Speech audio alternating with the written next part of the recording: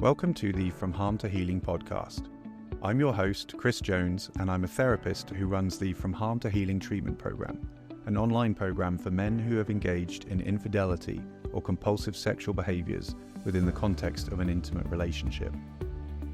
I started this podcast to illuminate some of the common blind spots within the treatment fields for compulsive sexual behavior or sex addiction through the lens of the deceptive sexuality trauma model. I hope you find this resource enlightening, particularly if you're somebody navigating the pain of betrayal and deception for yourself. Thank you for listening to the From Harm to Healing podcast. I recently had a conversation with another colleague of mine, Duane Osterlind, about the topic of shame. Duane is the founder and clinical director of the Novus Mindful Life Institute, which is based in California. He's a licensed marriage and family therapist and a certified sex addiction therapist supervisor. And his work also focuses on sex addiction, porn addiction, infidelity, betrayal trauma. And he's also trained in the DST model that we've covered so much on this podcast. In addition to his clinical practice, he also hosts the Addicted Mind podcast, which is a very popular podcast in the mental health sector, focusing on addiction and recovery. And as we'll explore a little bit more in today's episode, he also runs a particular program called Shame to Resilience, which helps men rebuild their relationships after betrayal and infidelity. So I hope that you find the conversation we have together about this important topic very helpful.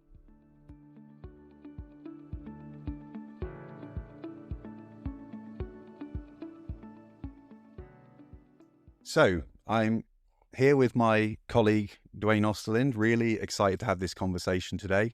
Duane and I have worked together previously, both trained in the DST model, and haven't actually spoken about it for some time. So this is a pretty good opportunity actually to be able to catch up. So really pleased to have you here today. Oh, Chris, it's great to be here. It's good to see you as well. I'm excited.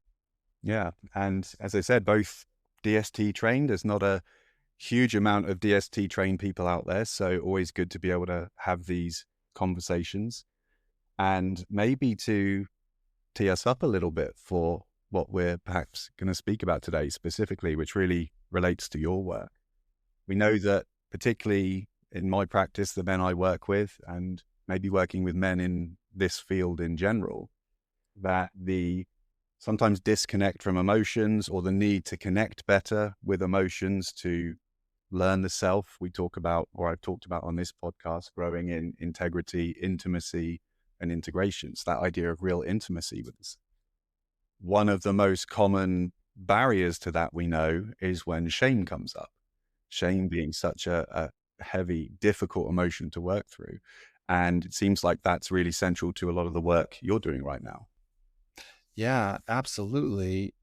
I've been working in this field for a long time and, have sat with hundreds of men, hundreds of couples, who have struggled with this. The one thing that I always see kind of keeps popping up and is the shame response when a man who's betrayed his partner really is genuinely desiring to repair, really wants to do the work, and they're trying to do the work, and then shame really just blocks the whole progress. And oftentimes, though, don't realize that shame is actually there, or shame is the driving force behind it all because of all of the shame defenses. So anger,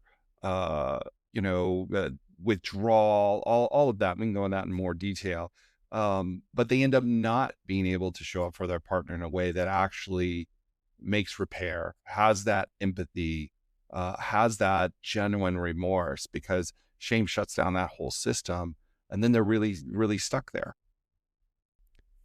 Yeah, and I'm thinking straight away about, in the language we use in this model, you have the integrity abuse behaviors, which are often very reactionary in nature and perhaps shame-driven, but also the need to attend well to the traumatic impacts on the partner and the relationship. And the idea you mentioned there about remorse and empathy. We know they're key ingredients, but we know that shame, above almost anything else, can really block those feelings from being present. Oh yeah, absolutely. And the person who is they're trying to repair, right? They're trying to show up and do that and really attune. But if you're feeling shame and shame collapses the nervous system, you can't attune. You really, your body won't allow you to have that empathy on a deep feeling level. And that's what partners really want, right?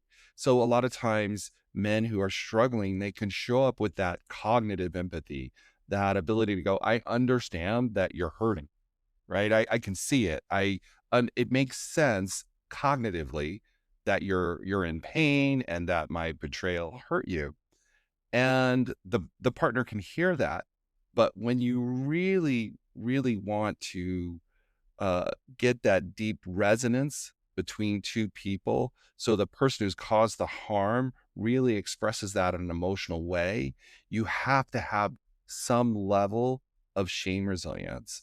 Because if you don't, shame is like this emotion that is really just masters all other emotions. And so what happens is, the partner says, this really hurts, or talks about the betrayal, and the person goes into shame and it shuts down any other emotions. Well, in order to have empathy, right, you have to feel with the other person. And if your emotions are shut down, you're not going to do that. You're not going to be able to be there. So you don't have that real remorse and empathy that the partner is looking for. And some of that comes across as nonverbal. It's a resonance. It's an emotional experience. And if shame is dominating that, right, or shutting all of those emotions down, that doesn't happen. And oftentimes, what I see is then partners stall and they're stuck in that space. They may be doing all the work, right? They're going to meetings, they're going to therapy, they're doing all the things they're supposed to do, and from the outside, it looks great. But there's this emotional stall that happens, and so they end up kind of just staying in this state. And sometimes that state can last for years, 2 or 3 years. And often when clients end up coming to me after that, this is their last hope, because we're just not moving forward. We're doing all the work, we're doing everything, and we're stuck here. And usually that's shame. When there's two willing people there, as long as one person is not still engaging in their compulsive entitled sexuality or anything like that, they're both trying. Usually this is where they're stuck. And I think something you named there is, I think one of the hardest things sometimes as a practitioner in this field is when you have willing participants, you can see they are trying to do the work, but not able to move forward. It's really painful for everyone involved in that. And that idea of the cognitive empathy, it strikes me. I can think of so many men I've worked with or couples I've worked with where he will communicate something like, I've tried empathy, I've tried compassion, I've tried remorse, I've done those things, it makes no difference. And then I might speak to the partner who says he has no demonstrated remorse or empathy. And you have these perspectives like worlds apart, and it feels like you're naming shame as one of the main ingredients in that. Yeah, I really think it ends up blocking that piece, right? Because the partner can't get that resonance they need to really be able to feel heard and understood.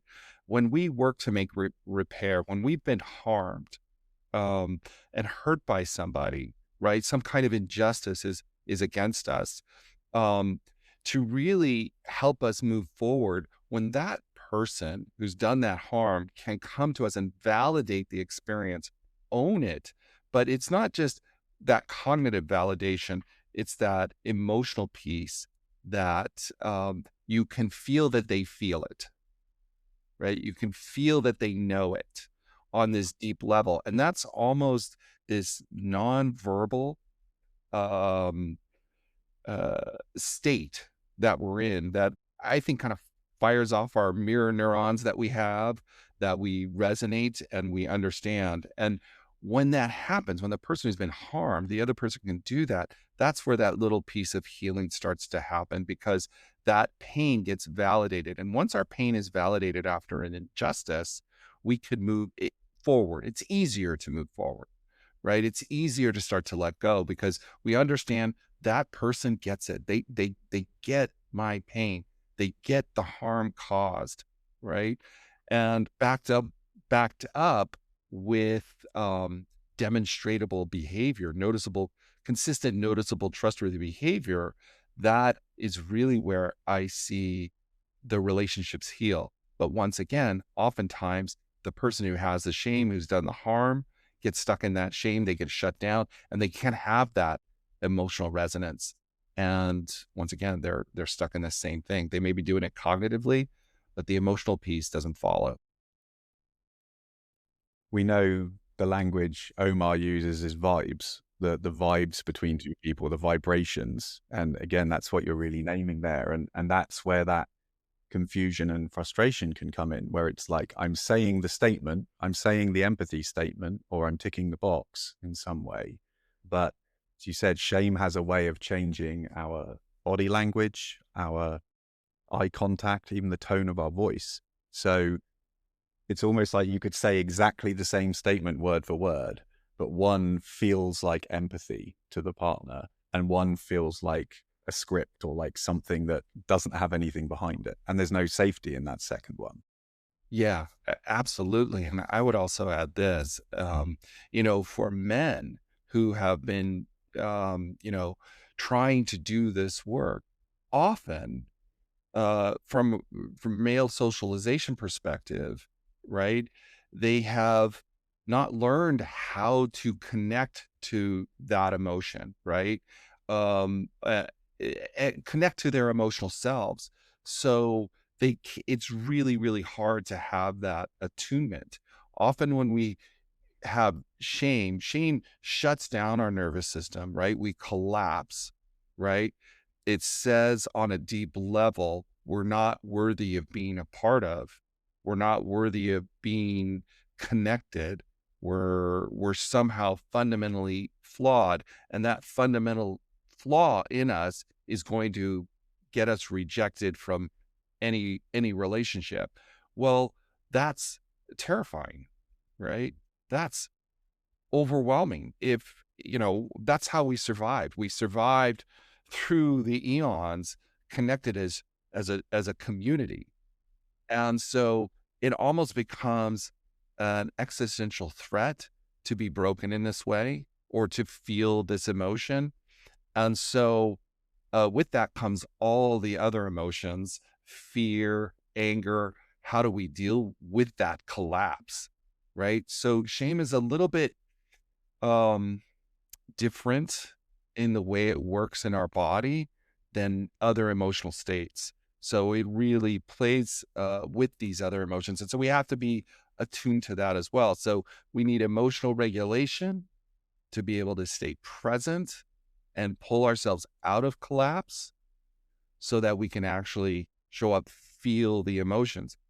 Once again, as I was saying earlier, as men, we're often socialized not to have any emotions. Maybe anger is allowed, or the will towards success and triumph. Those two emotions are allowed, but anything else is not. So now we're really stuck in this dilemma because we don't have the emotional intelligence to sit with our emotions. So we collapse and we go into our shame defenses and we operate from that space and not even realizing that all these other emotions we have to feel in combination with it. So it's a lot of work. It's a lot. Yeah, it's not an easy task. And I'm thinking about now, you said earlier, we need to develop shame resilience. And I think in that idea, there's an implicit, I think, understanding there that shame is a normal human emotion. So it's not like we need to not have shame. You're saying we need to have shame resilience. So I don't know if you can elaborate Yeah, on that that's a bit. that's a really, really great question, Chris. And I'm glad you asked that because when we look at shame, I like one of the authors I love who wrote a lot about shame is John Bradshaw. It's a recovery classic. He has a book called Healing the Shame That Binds You. And that book for me in my early life was definitely fundamental to understanding shame.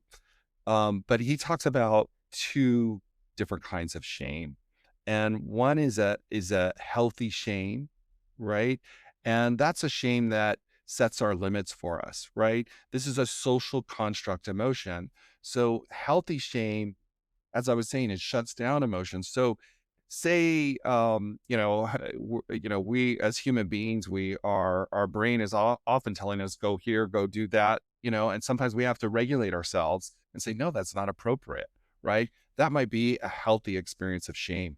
It says that is not good for you. That's not good for everybody around you. You feel some shame. It shuts down that experience for you, and it acts as a container.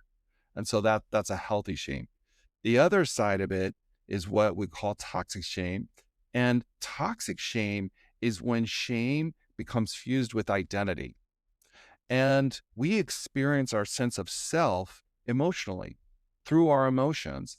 And if that primary emotion is shame that says you are not worthy, and that's how you experience yourself, right?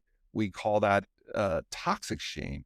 So that you can't even experience yourself because as you do, you feel shame and you shut down. So you have to find a way out of that experience. And that's often through addiction, workaholism, all sorts of things we can use to distract from that, creating that false self because that toxic shame keeps us stuck. And that's more what we're talking about because yeah, we need a little bit of healthy shame. It helps us function.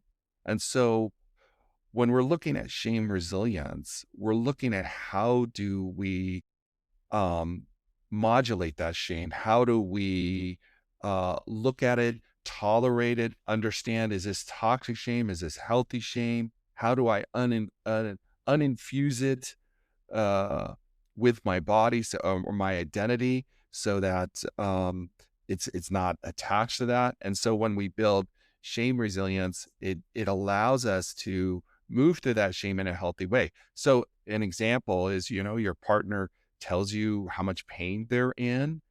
And if you sink into shame and shame collapses you completely, you're going to fall somewhere on the shame compass, one of those four responses, and you're not going to be there. With shame resilience, you can recognize the shame.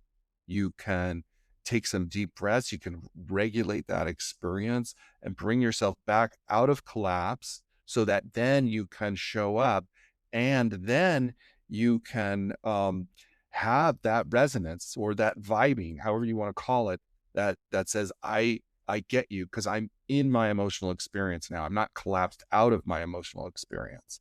And that's where shame resilience comes in and that balance of those two pieces. Yeah, that huge difference between naming or understanding or experiencing an emotion that's occurring versus being in that emotion. And shame, that idea of it being like a blanket that's thrown over us. We're in it, we're consumed by it. You mentioned the shame compass there. I don't know if you want to talk us through a little bit more what that looks like. Yeah, I love this. I discovered this a while ago and I've been looking at this in this context of betrayal and addiction and compulsive sexuality. And I really like it. This is based on the work of Donald Nathanson and some of his work on affect. And one of the things that he did in talking about shame was basically break down our four main defenses when we experience shame. And what's great about this is that oftentimes, as you were saying earlier, when we're in it, it's happening so fast, we don't even know we're in it. But if we look at our behavior and we can look back, we can kind of see where it is. And from that space, we can start to work on it and change it. So he basically said there's four main ways in which we'll respond to shame. And the first way is just withdrawal.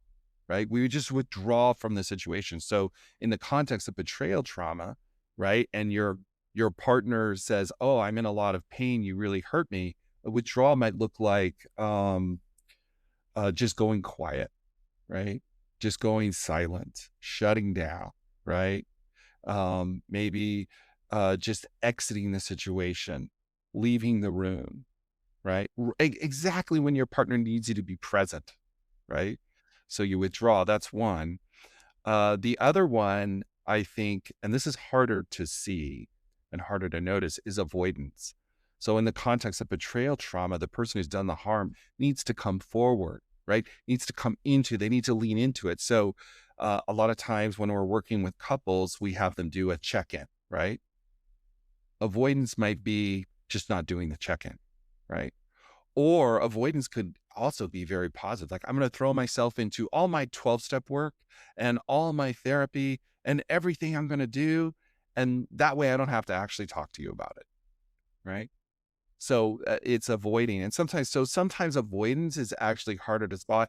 And it's often harder for the person to see that they're actually avoiding shame. They're avoiding that this may happen.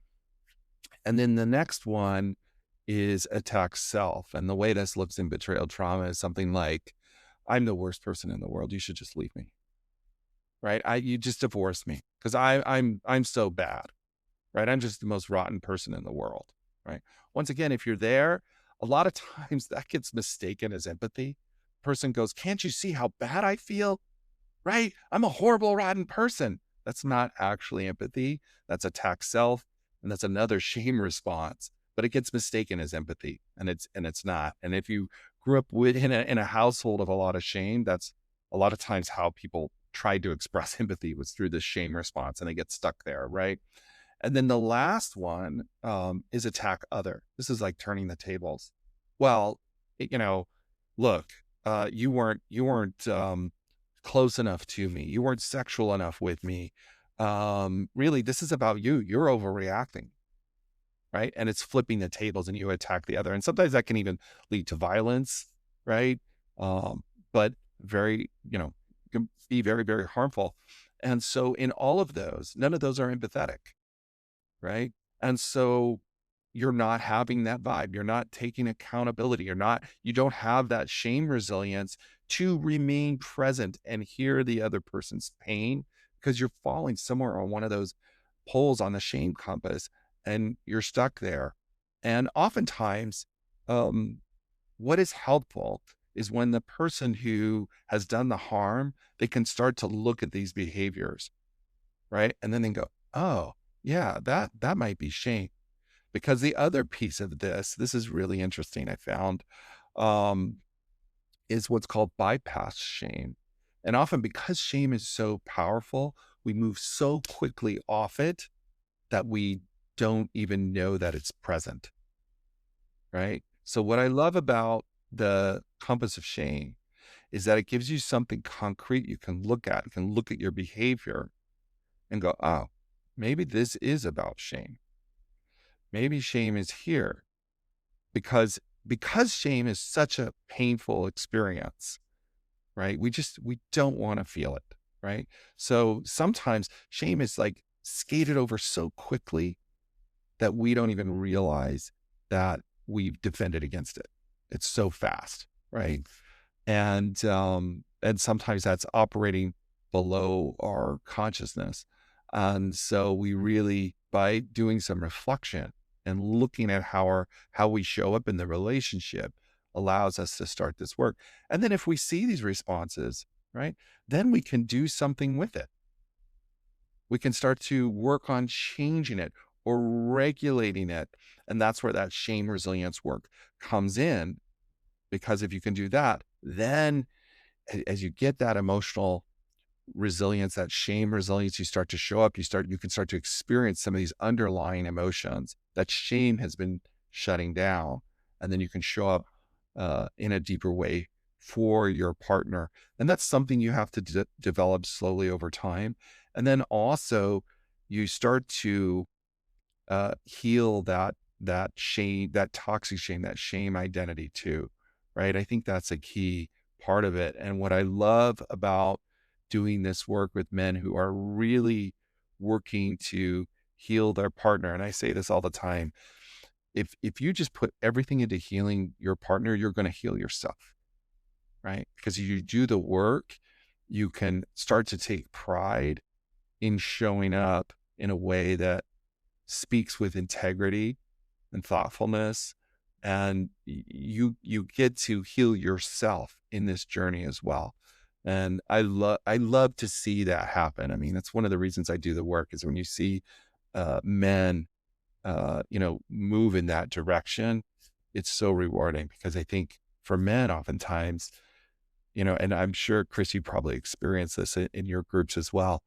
It's like they've never had deep relationships in their life, right? Sometimes people come into these groups, it's the first time they've had meaningful relationships in doing this work and building that shame resilience. And so that's, to me, that's super exciting to be able to see that, and super helpful, because often men, they don't have the skills, right? They're very alone in this world. Yeah, and that in previous episodes again, when I've spoken with Omar, when I've spoken with Trish, we've talked about how, yeah, for so many men, completely cut off from the self, and it's actually unknowingly a very objectified view of the self. I'm the workhorse, and even in recovery, I've got to tick the boxes, go to the meetings. Actually fits in with some of the shame responses you spoke about, and then from that, so there's lack of curiosity about the self, but also lack of curiosity about the other. So there's we're objectifying the self, but objectifying the other as well. It's like we're just an abuser and a victim, or we're just an addict and whatever, a betrayed partner, whatever it might be. And so I always say to the men I work with, one of the most important things is curiosity. If we distill it down, and it sounds like, yeah, you can't uncover shame in the first place to even start working on it until you get very curious about what shame feels like, looks like for you, what reactions it brings up in you. So, I mean, it seems like you would be on the same page, but I'm curious how you think that fits together. No, I think I agree with you. And as you were talking, I was thinking about how, you know, we have to start with that curiosity. And then I would say the other component is getting with other people who can offer you that compassion, right? So that you can work on yourself. Like, I think those things go together. I think we have to be curious of the self, but we need other people to do that too. We need their reflection as well. And we also, uh, you know, need that to be able to see ourselves, because we can't see all of ourselves, right? And we need to have that compassionate lens too. So I would add that piece to it as well. And as you slow this down and you really sit with it, you'll start to walk through it over time. But it's also, shame is really, really painful. It really stops us from wanting to do this work. Really, in some ways, I think even, unconsciously, right? We want to not experience any kind of shame. So it really puts the brakes on the work. But once you find that space where you can get a little bit of compassion. And this is not to excuse harm caused. I don't want to get that mixed up. Compassion is not about not taking accountability, right? Compassion is about just understanding the human condition that we're all in. I want to make that really clear.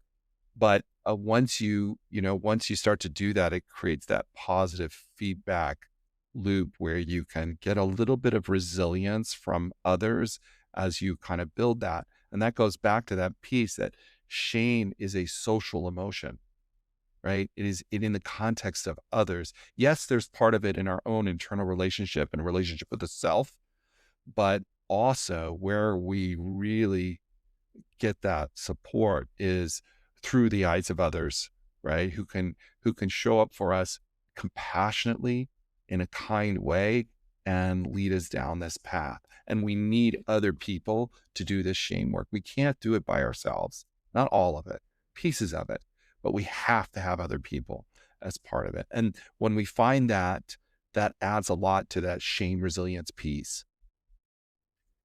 Yeah, I always think of it like the idea of mold that kind of grows in the dark, and shame thrives in isolation, absolutely thrives in it. And so we were briefly speaking before we hit record actually about group programs and why we love group work so much. And I think there's an answer right there. There's a powerful moment where you sometimes get a new guy, maybe in recovery or something, new client into the program. You see them come on the first group, and you can see the tension in them. You know, do I belong here? Am I the worst one here? Are they going to understand me, understand my story? And you can almost see sometimes someone shares something, and you almost see them thinking, "Oh man, that's the same as me. That's I could have said that." And there's something you almost see their body relaxing as it happens. So yeah, yeah, and so the courage to another thing we talk about a lot in this model, the idea of using the voice, self-contact and using the voice. Can you get in touch with yourself? And can you simply name that? Can you be authentic? And when you're seeing a group of men growing in authenticity and holding that space for each other, to me, that is almost the enemy of shame. That is what shame does Oh, not yeah. want to see at all. Yeah, and I love groups where, um, the men all want to be held accountable, right? So often, men who have caused this kind of harm, it's like, they get and there are men out there like that who aren't gonna take any accountability and do that. But when men get together and they really wanna show up to be better men, and they hold each other accountable to this integrity, right? It's just like this powerful synergy that happens when all those dynamics come together and they all lift each other up to show up as a better humans. And it's amazing to see once that spell, if you want to call it a spell, that spell of shame is just cracked, right? It's just cracked enough. And like you said, in that group, the person goes, "Oh, wait, that person could have, I'm just like that person. Oh my gosh." Right there, that starts to melt that shame. And then they have that compassionate accountability. Like, you can be better, right? You need to show up this way. You need to show up. This is what maybe integrity looks like. You want to try that. And then they get that mutual support to walk into that shame, to pull themselves out of collapse and show up for their partner in a way that is that resonance is truly meaningful for everybody involved. And I see once that happens, partners start to heal, right? Their wounds start to heal. They start to feel their activation and all of their trauma and their hypervigilance starts to slow down over time. Because once we get validated, once we get heard, once our reality is seen, we can start to calm down a little bit. Our nervous system starts to calm down. And that's when healing really, really just happens. And I love to see when that happens.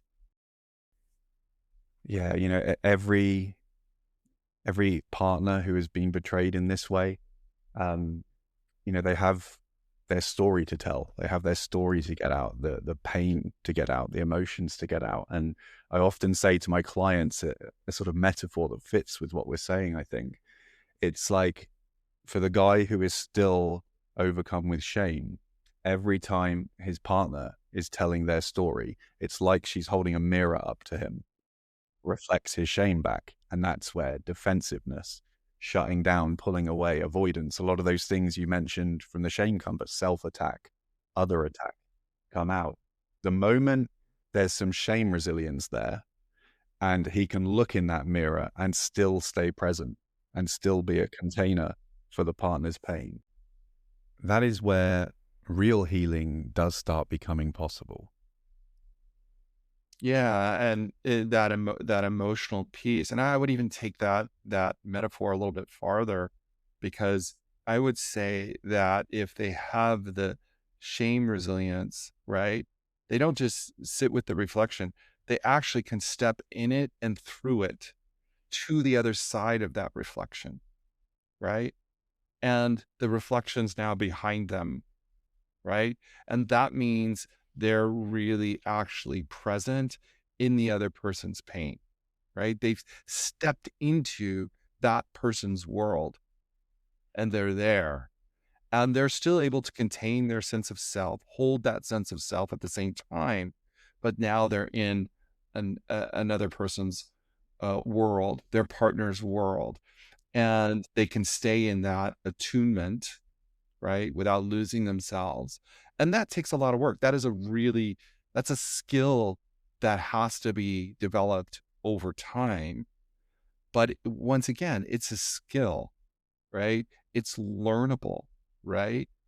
You can develop, you can get better at it, how to step in and through that mirror and really be with their partner in that. And I usually see that when I see men do that, sometimes when I know that they're getting there, there's a deep sense of sadness and grief that men have.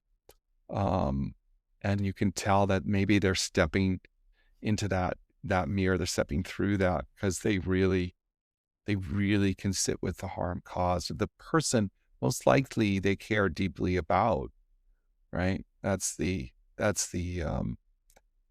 really sad part of it, right? Is like many of these men, not all of them, maybe, there's probably, well, I don't know what the statistically, 99%, we'll see, 99% of men don't want to cause that harm, in a way that, they deeply resonate with it. There are people out there that are, I want to acknowledge that there are people out there that fall into, sociopathy and they truly do not care and they're not going to care.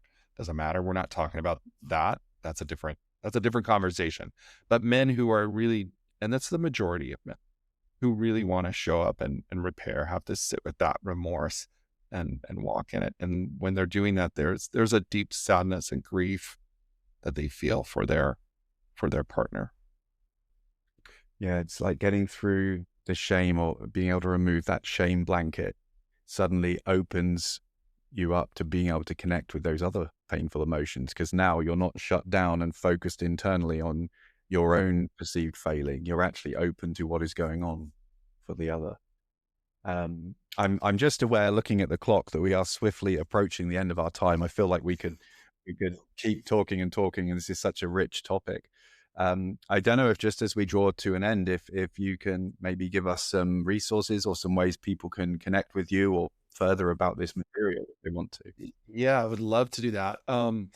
If anybody's interested in the Shame Compass, they can go to shame2resilience.com/Shame Compass, all one word. And I put together a ebook that they can download to be able to see how they might fall on that shame compass. As I was talking earlier, once you get some idea and you can see it, right, you can start to take action on that. So they can go there. That's a great way. And they can also contact me there, shame2resilience.com. Right. Thank you. And I'll make sure I put that in the episode description as well for those that are interested. And again, I will say it's been wonderful to speak with you again. It's been too long, I think, since we've spoken, and perhaps we could do this again sometime as well. I would love to do that. And I know that you're going to come on to my podcast as well. So we'll talk again then. Yes, I will be able to speak again soon. Thank you for listening to this episode of the From Harm to Healing podcast. If you'd like to find out more information about the deceptive sexuality trauma model itself, you can visit minwalamodel.com. If you're interested in the services that I offer, in particular the From Harm to Healing treatment program, please visit chrisjonestherapy.co.uk.